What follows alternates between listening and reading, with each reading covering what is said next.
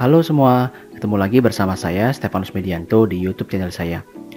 Nah, di video kali ini saya akan mengulas atau memberikan referensi mengenai saham-saham pilihan like investasi, di mana untuk sumber-sumber saham tersebut saya dapatkan dari indeks IDX Value 30 ya teman-teman. Nah, bagi teman-teman yang belum mengetahui apa itu indeks IDX Value 30, maka bisa nonton kembali ulasan saya ya mengenai indeks IDX Value 30 pada video sebelumnya. Untuk link video tersebut sudah saya tempatkan pada deskripsi video. Oke, namun sebelum saya mulai, izinkan saya untuk menyampaikan disclaimer video ini ya, bahwa semua ulasan yang saya sampaikan pada video ini bukanlah ajakan beli ataupun menjual saham-saham tersebut. Ya, semua informasi yang saya sampaikan wajib teman-teman konfirmasikan secara mandiri apakah informasinya sudah sesuai atau belum sebelum nanti memutuskan untuk melakukan pembelian ataupun penjualan saham-saham tersebut. Kita mulai saja dengan ulasannya. Nah, teman-teman, saya melakukan pemilihan atau filterisasi dari saham-saham yang terdapat pada IDX Value 30. Ya, dimana kriterianya adalah sebagai berikut. Jadi yang pertama, saham-saham yang saya pilih adalah saham-saham memiliki valuasi termurah ya, berdasarkan PE dan juga PBV ratio yang digunakan pada IDX Value 30. Jadi saham-saham yang termurah menurut saya ya. Jadi saya pilihkan beberapa saham yang dari sisi PE maupun PBV ratio itu termurah. Kemudian yang kedua adalah neraca perusahaan yang sehat ya. Jadi saya ukur dari rasio hutang dan juga modal perusahaan itu dalam kategori yang sehat. Kemudian filter yang ketiga atau syarat yang ketiga adalah saham tersebut atau perusahaan tersebut memiliki profitabilitas yang baik ya. Meskipun mungkin tidak sangat improve, namun bisa dikategorikan memiliki profitabilitas yang baik. Yang keempat adalah tidak termasuk dalam saham yang peak cyclical. Jadi saham-saham seperti CPO, saham-saham related dengan coal itu tidak saya masukkan dalam seleksi kali ini. Kenapa? Karena saham-saham tersebut sangat tergantung daripada komoditas yang mereka perjualbelikan. Sedangkan harga-harga komoditas coal maupun CPO itu sudah sempat mencapai peaknya. Ya, jadi sangat disayangkan sekali kalau misalkan kita terjebak pada rasio PE yang murah, namun tidak bisa menjanjikan sustainable peningkatan pendapatan maupun EPS ke depannya. Oleh karena itu saham-saham seperti CPO maupun coal itu saya kecualikan dari seleksi saham di kesempatan kali ini. Nah, syarat yang kelima adalah saham-saham tersebut itu di cover oleh analis teman-teman semua ya, yaitu oleh para fund manager. Ya, kenapa seperti itu? Karena dengan saham-saham di cover oleh para analis, maka berpotensi untuk mendatangkan inflow. Kalau bisa mendatangkan inflow, maka berpotensi sahamnya memiliki likuiditas yang baik. Sehingga bagi teman-teman yang ingin melakukan akumulasi dalam jumlah besar itu dapat dilakukan. Dan juga nanti jika teman-teman ingin melakukan penjualan itu dapat lebih mudah dilakukan karena tersedia likuiditas yang baik. Seperti itu ya. Nah, satu lagi disclaimer yang paling penting adalah teman-teman sebelum memutuskan untuk berinvestasi pada saham-saham yang saya sebutkan pada video kali ini, maka harus memperhatikan bahwa time frame investasi itu kurang lebih sebesar 3 tahun. Ya, kurang lebih adalah 3 tahun siklus bisnis. Jadi bagi teman-teman yang tidak bersedia atau tidak sabar untuk menunggu selama 3 tahun, maka lebih baik skip video ini karena kita berfokus pada investasi saham. Yang namanya investasi saham itu tidak 1 minggu, 1 bulan, 3 bulan, ataupun 1 tahun ya. Karena bisa berpotensi harga sahamnya mengalami gejolak dalam perjalanan waktu tersebut. Namun dalam waktu 3 tahun, diyakini dengan siklus bisnis perusahaan, maka semua rencana bisnis perusahaan dapat bertumbuh dan dapat berimpact pada pertumbuhan perusahaan. Itu dibutuhkan minimal 3 tahun, seperti itu. Ya, jadi harus bersabar dengan cara membeli secara mencicil ya. Jangan langsung membeli dengan semua modal yang teman-teman miliki, maka itu sama saja dengan berjudi ya. Jadi kita harus bisa melakukan diversifikasi dan juga bisa melakukan pembelian secara mencicil agar kita bisa memiliki average price yang baik. Oke, langsung saja kita mulai ulasan sahamnya. Saham pertama yaitu saham United Tractors ya. Nah, mungkin sudah banyak sih yang mengetahui tentang bisnis model daripada United Tractors, namun saya sedikit introduction saja, saya sedikit memperkenalkan kembali mungkin bagi teman-teman yang belum tahu, yang mungkin masih baru di dunia saham. Maka saham United Tractors ini merupakan saham yang bergerak ya secara core bisnisnya itu di kontraktor pertambangan, di mana saham ini dimiliki oleh Astra International yaitu sebesar 59,5% dan sisanya adalah publik ya, yaitu teman-teman semua retail dan juga institusi lainnya seperti itu. Nah, selain daripada itu, bisnis utama lainnya daripada United Tractors adalah mesin konstruksi atau alat berat. Jadi mereka menjual alat berat dengan merek Kobelco kalau saya tidak salah, dan itu cukup meningkat ya permintaannya ketika bisnis coal maupun CPO itu bergeliat ya. Jadi ketika tahun 2022, 2021 akhir sampai dengan 2022 itu karena saham-saham coal sedang naik tinggi-tingginya ya, karena memang harga saham coal sendiri di dunia sedang tinggi-tingginya sehingga meningkatkan aktivitas pertambangan ya. Di sektor-sektor perusahaan pertambangan batu bara khususnya itu meningkatkan demand daripada mesin konstruksi ataupun alat berat seperti itu. Nah, namun di luar daripada dua core bisnis tersebut ternyata perusahaan juga sudah mulai diversifikasi nih ya bisnisnya ke dalam sektor yang lain seperti misalnya memiliki pertambangan batu bara, memiliki pertambangan emas, industri konstruksi dan juga masuk dalam segmen bisnis energi seperti itu ya. Nah, jadi ada kurang lebih ada 6 segmen bisnis utama yang saat ini dijalankan oleh United Tractor, baik oleh United Tractor sendiri maupun oleh anak usahanya. Demikian ya pengenalan bisnis model daripada United Tractor. Sekarang kita masuk dalam ulasan profitabilitas perusahaan. Ya, jadi jika saya lihat daripada historical kinerja United Tractors ya selama kurang lebih kurun waktu 6 tahun terakhir ya, kita ambil dari tahun 2022. Jadi United Tractor ini sudah melaporkan kinerjanya di tahun 2022 ya. Jadi kita bisa ambil full year. Jadi kalau kita perhatikan dari tahun 2017 itu dia terus bertumbuh ya EPS-nya seperti itu. Jadi perusahaan yang sangat bagus sekali karena terus bertumbuh EPS-nya. Ya, dengan return on equity juga terus bertumbuh ya, sempat mengalami gejolak tentunya di tahun 2018 sempat menyentuh 20%, 2019 turun, 2020 juga turun, 2021 kembali mengalami kenaikan, dan sekarang 2022 itu mampu mengalami kenaikan yang lebih tinggi ya dibandingkan capaian pada tahun 2018 yaitu sebesar 24,8%. Nah, kalau kita hitung daripada aspek-aspek profitabilitas perusahaan, maka kita bisa dapatkan data sebagai berikut ya. Jadi memang terlihat di table ini bahwa United Tractor itu di tahun 2022 itu mampu membukukan gross profit margin, operating profit margin, dan juga net profit margin yang paling tinggi ya dibandingkan keseluruhan tahun yang saya gunakan, yaitu sekitar 6 tahun lalu ya dibandingkan dengan tahun 2017. Jadi hal ini membuktikan bahwa saham ini atau perusahaan ini sangat kuat ya profitabilitasnya, sehingga bisa disimpulkan memiliki kinerja bisnis yang baik. Namun memang perlu diketahui bahwa pada tahun 2022 itu harga coal sedang tinggi-tingginya, sehingga permintaan terhadap alat berat maupun jasa pertambangan itu sedang tinggi. Ya, ini juga tentu menjadi booster utama daripada pendapatan United Tractor. Belum tentu hal ini akan berulang kembali di tahun 2023, 2024, dan juga seterusnya. Namun kita percaya bahwa manajemen United Tractor pasti akan ada peluang-peluang bisnis baru yang mereka dapat jalankan sehingga bisa mengcover penurunan permintaan mungkin dari bidang sektor pertambangan khususnya batubara. Ya, kita percaya pada manajemen, maka perusahaan ini bisa terus bertumbuh ke depannya. Seperti itu ya. Nah, sekarang kita bicara mengenai prospek. Itu yang saya katakan sebelumnya. Yaitu kita harus percaya pada manajemen perusahaan yang memang sudah terbukti merupakan daripada grup besar daripada Astra International. Seperti itu ya.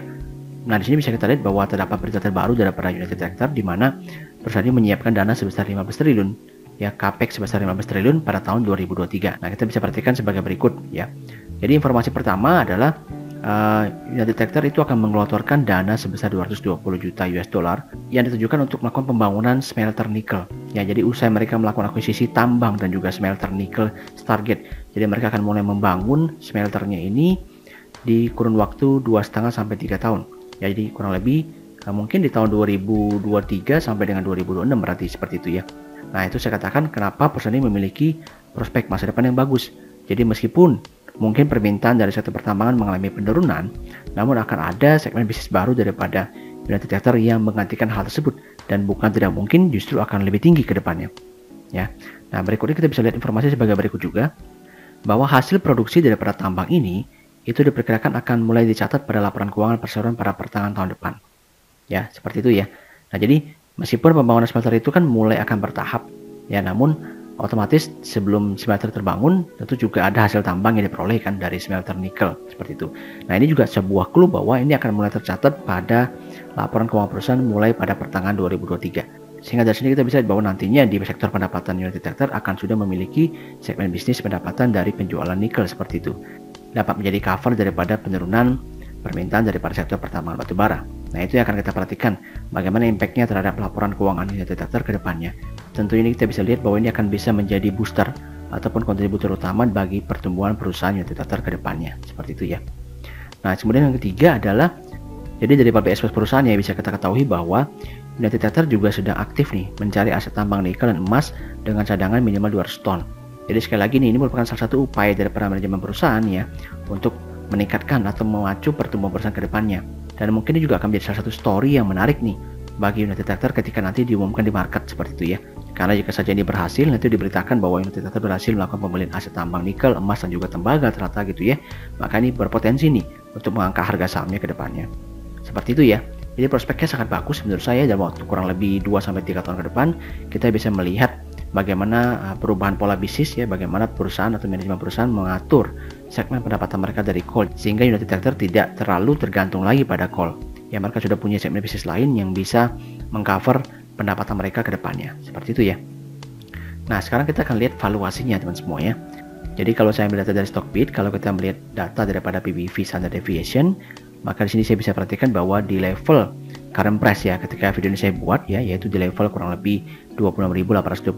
Ini current PBV-nya pada unit detector itu di level 1,18 kali, sedangkan min PBV-nya itu di level 1,59 kali. Jadi secara rasio ataupun valuasi PBV standard deviation ini juga sudah murah seperti itu ya. Nah, oleh karena itu kita memiliki target nih dari coverage analis ya, yaitu untuk low, average dan juga high-nya seperti itu ya. Jadi kalau untuk low target price-nya itu di level 25.000. Untuk average-nya di level 35.260, dan untuk high-nya atau optimisnya itu di level 43.000. Nah, kenapa saya katakan ini menarik? Karena saat ini pada saat video saya buat itu di level harga kurang lebih 26.800-an seperti itu ya. Dan itu sudah mendekati target price yang paling rendah dari para analis seperti itu ya. Sehingga dari sini kita sudah bisa menyimpulkan secara sederhana, secara mudah ya, bahwa memang harga sahamnya sudah murah. Apalagi kalau misalkan nanti unit detector menurun kembali harga sahamnya sampai di bawah 25.000. Ya, ini adalah satu tips yang paling mudah yang bisa saya sampaikan pada teman-teman semua. Jadi cukup melihat range daripada valuasi atau target price daripada sebuah saham, dan kalau bisa kita beli itu di bawah target price terendahnya seperti itu. Nah, itu akan memberikan kita ruang upside yang lebih bagus bagi kita untuk berinvestasi pada saham tersebut. Dan di level harga saat ini, di level 26.800-an ini sudah murah menurut saya ya, karena sudah mendekati range daripada low target price daripada unit detector yang di cover oleh para analis seperti itu. Ya, jadi kalau misalkan semua estimasi kita berhasil, bisnisnya dimanage demikian rupa sehingga mampu mengcover penurunan pendapatan dari para segmen call, ini tentu bisa menjadi katalis positif untuk mendorong pertumbuhan unit detector pada tahun-tahun yang akan datang. Oke, demikian ulasan saya untuk saham unit detector. Sekarang kita masuk dalam ulasan saham kedua, yaitu saham MNCN, yaitu Media Nusantara Citra. Nah, untuk bisnis modelnya juga mungkin saya tidak perlu banyak jelasin teman-teman semuanya, harusnya sudah cukup familiar dengan perusahaan ini. Jadi kalau MNC sendiri, MNCN ya, itu sudah memiliki dua segmen bisnis utama, yaitu free to air FTA TV dan juga segmen baru mereka yaitu konten dan digital entertainment yang memang sudah mereka develop selama kurang lebih 5 tahun terakhir seperti itu. Dan memang secara strategi perusahaan ya, saya dapati dari PPS perusahaan memang MNCN dan juga grupnya itu memang sedang berfokus sekali, sangat kuat sekali fokusnya ke dalam segmen konten dan digital entertainment. Dan memang saat ini itu terus bertumbuh teman semuanya. Sehingga salah satu aspek yang menurut saya mampu mendorong pertumbuhan MNCN Group ke depannya adalah di bidang konten dan juga digital entertainment ini. Seperti itu ya. Nah, sekarang kita lihat seperti apa sih profit and loss perusahaan. Nah, khusus untuk MNCN sendiri, karena memang perusahaan belum mengeluarkan kinerja full year 2022-nya, maka kita pergunakan kinerja kuartal 3 2022 ya, untuk kita bandingkan pada kesempatan kali ini. Nah, di video kali ini saya membandingkan kinerja kuartal 3 2022 dengan tahun-tahun sebelumnya, dari posisi 6 tahun terakhir seperti yang saya sampaikan pada ulasan unit detector seperti itu. Nah, teman-teman, dari tabel ini bisa kita perhatikan bahwa meskipun pada tahun 2021 MNCN mampu mencatatkan laba usaha tertinggi yaitu di level 2,5 triliun, namun di tahun 2022 ternyata perusahaan mampu mencatatkan laba bersih tertinggi itu di level 1,89 triliun. Sehingga dari sini bisa kita simpulkan meskipun kinerja dari sisi operasional mungkin ada sedikit mengalami pelemahan, namun perusahaan tetap mampu ya mengefisiensikan biaya-biaya lainnya sehingga mampu mencatatkan pertumbuhan laba bersih lebih tinggi dibandingkan 6 tahun terakhir. Nah, dari informasi-informasi ini maka dapat kita hitung profitabilitas perusahaan itu sebagai berikut. Bisa dilihat di sini bahwa pada tahun 2019 ini gross profit margin, operating profit margin dan juga net profit margin perusahaan memang yang mencapai paling tinggi ya, yaitu di level 61% untuk GPM, kemudian OPM di level 39% dan juga NPM di level 28%. Jadi memang kinerja MNCN di tahun 2022 ini belum balik ya teman semua ke level 2019. Ya, sehingga GPM-nya masih di level 56%, masih sedikit di bawah level 2021. Kemudian juga OPM juga mengalami penurunan dan juga NPM juga mengalami penurunan, cuma sedikit lebih baik dibandingkan 2021 seperti itu. Nah, jadi memang ini juga menjadi salah satu akar kenapa menurut saya harga saham MNCN masih terus mengalami penurunan. Namun justru ini menjadi sebuah kesempatan yang baik bagi teman-teman semua yang memang fokus untuk investing ya, melihat kinerjanya sudah mulai mengalami turnaround ya dengan improvement kinerja mereka. Maka dengan valuasi seperti ini sangatlah investasi sih menurut saya ya, asalkan teman-teman sabar dengan time frame yang dibutuhkan untuk berinvestasi di saham seperti itu. Nah, berikutnya kita perhatikan seperti apa sih prospek daripada MNCN ini ke depannya. Oke, jadi yang pertama adalah sebagai berikut. Nah, jadi terdapat satu informasi bisa sampaikan kepada teman-teman semua bahwa saat ini MNCN sedang membangun ya satu studio yang mereka sebut dengan Movie Land Studio. Yang berfungsi utama untuk apa sih? Yang berfungsi utama adalah untuk mengurangi atau mengarah kepada efisiensi biaya produksi. jadi memiliki rumah produksi atau studio sendiri yang terintegrasi dengan sangat baik, maka ini bisa menghemat nih beban operasional perusahaan, terutama untuk biaya produksi atas konten-konten yang mereka hasilkan seperti itu. Dan tentu ini menjadi salah satu karakteristik positif ya bagi MNCN ke depannya, sehingga nanti jika beban operasional mereka dapat kembali diturunkan, sehingga akan berpotensi untuk meningkatkan capaian laba bersih. Dan kita harapkan bersama juga dapat meningkatkan aspek profitabilitas perusahaan sehingga bisa kembali lagi nih ke level 2019 bahkan lebih seperti itu ya. Nah, kemudian informasi kedua yang saya angkat lagi ya dari segmen konten dan juga digital entertainment mereka, yaitu dengan adanya aplikasi RCTI Plus yang menurut perusahaan ini terus bertumbuh teman semua ya. Jadi pencapaiannya ataupun monthly subscribernya ini, pertumbuhan daripada penggunanya maupun pemasukan dari segmen ini terus bertumbuh. Dan diperkirakan pada tahun 2024 itu sudah bisa mencapai level 18%. Dan ini juga salah satu yang saya bilang menjadi kontributor utama bagi pendapatan MNCN Group ke depannya seperti itu ya, agar bisa memboost segmentasi daripada pendapatan mereka yang selama ini sangat tergantung pada iklan di segmen FTA, yang semakin lama tentunya kita ketahui bahwa itu sudah mulai menurun dan juga sudah mulai masuk ke dalam ranah digital. Dan peluang bagus tersebut diantisipasi sedemikian rupa oleh MNCN dengan meluncurkan aplikasi video streaming mereka yaitu RCTI Plus, yang tentunya nanti bisa membuka peluang-peluang bisnis baru ke depannya. Dan saat ini juga jelas bertumbuh sehingga memberikan kita view yang positif terhadap pertumbuhan perusahaan MNCN ke depannya. Nah, satu lagi berita yang menarik yang juga mungkin teman-teman sudah ketahui ya, sebagian besar sudah tahu bahwa ada rencana merger ya antara MNCN juga induk usahanya yaitu BMTR yang sudah sempat digaungkan pada tahun 2022 dan sempat membuat harga saham grup MNCN terutama BMTR dan MNCN itu mengalami kenaikan yang signifikan ya. Dan dari informasi yang saya dapatkan ini sepertinya masih akan terus dilanjutkan teman semua ya. Jadi menurut chairman perusahaan yaitu Pak Haritanu, itu mudah-mudahan tahun depan bisa tuntas. Dimana informasi ini adalah cuplikan daripada berita ini di tahun 2022. Sehingga kita memiliki harapan bahwa informasi ini akan kembali digaungkan di tahun 2023 ya. Sehingga kita berharap bisa menjadi salah satu kontributor ya penggerak harga saham MNCN Group seperti itu ya, yang juga terjadi pada tahun lalu. Jadi bicara mengenai investasi tentu kita juga harus melihat story-story ke depannya, ya tidak hanya bicara mengenai aspek fundamental tapi juga story positif daripada perusahaan ke depannya. Dan bicara merger ini seperti sih memang diapresiasi positif oleh market ya. Jadi memang market mengharapkan hal ini terjadi, sehingga kita bisa lihat di story-nya ini harga saham MNCN sempat naik sangat tinggi. Dan kalau misalkan nanti didukung juga dengan kinerja fundamental MNCN, maka ini bisa menjadi bargain value yang lebih tinggi lagi bagi pemegang saham MNCN sebelum nantinya dilebur ke dalam BMTR. Ya otomatis harga jualnya atau harga tukar guling sahamnya itu menjadi lebih tinggi dan otomatis juga akan mengangkat harga sahamnya di market. Oke, demikian ulasan saya untuk prospek perusahaan. Sekarang kita masuk dalam valuasinya ya.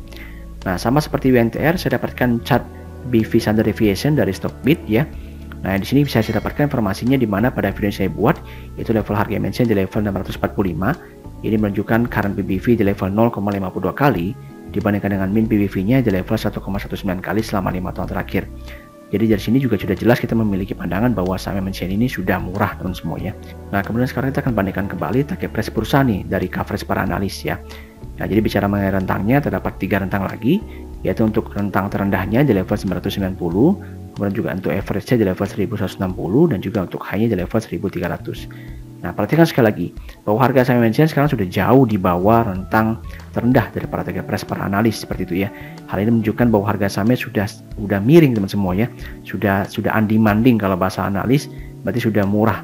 Ya, murah di bawah ekspektasi. Karena minimum saja harganya 990 tapi ini sekarang sudah 645.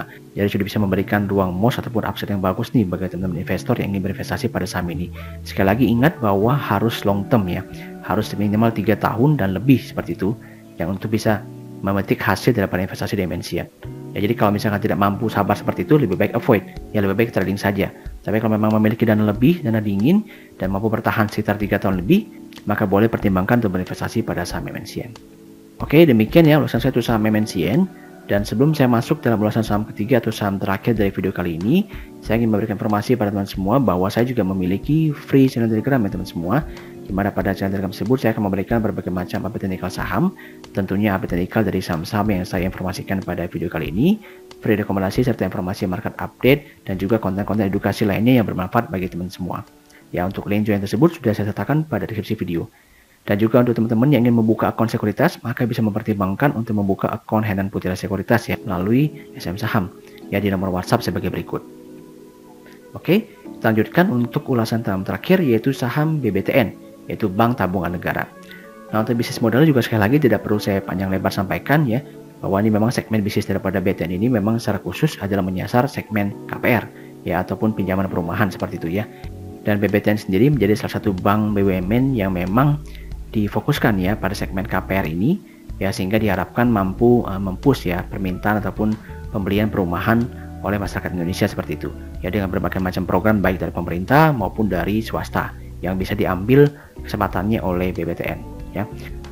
Nah, berikutnya kita perhatikan bagaimana kinerja perusahaan berdasarkan kinerja full year 2022 dibandingkan dengan kinerja historikal 6 tahun terakhir ya. Jadi kalau untuk BBTN ini dia sudah rilis laporan keuangan full year 2022-nya sehingga bisa saya bandingkan. Nah, sekali lagi kita perhatikan dari sisi EPS-nya, ini perusahaannya ternyata mampu ya bertumbuh di tahun 2022, di mana capaian ini sedikit lebih tinggi dibandingkan EPS pada tahun 2017, yaitu di level 285, sekarang di tahun 2022 di level 287 ya. Jadi sudah improve ya dibandingkan di tahun 2018, 2019, 2020 itu sempat mengalami penurunan cycle dan sudah mulai up kembali di 2021 ke 2022. So, ini tentu perlu kita apresiasi karena membuktikan kembali bahwa kinerja perusahaan itu kembali dapat bertumbuh. Dan juga dari sisi return on equity-nya ini bisa diperhatikan meskipun capaian tertinggi masih diperoleh pada tahun 2017, namun pada capaian tahun 2022 ini masih cukup baik teman semuanya meskipun masih di bawah 2018, yaitu di level 11,75%. Jadi dari sini bisa saya simpulkan bahwa perusahaan kembali bergerak dalam track pertumbuhannya sehingga menjadi sebuah poin plus bagi kita ya untuk bisa berinvestasi pada saham BBTN ini. Ya, asalkan perusahaan mampu bertumbuh, manajemen mampu improve, maka tentunya bisa memberikan kita potensi atau prospek pada perusahaan yang akan datang.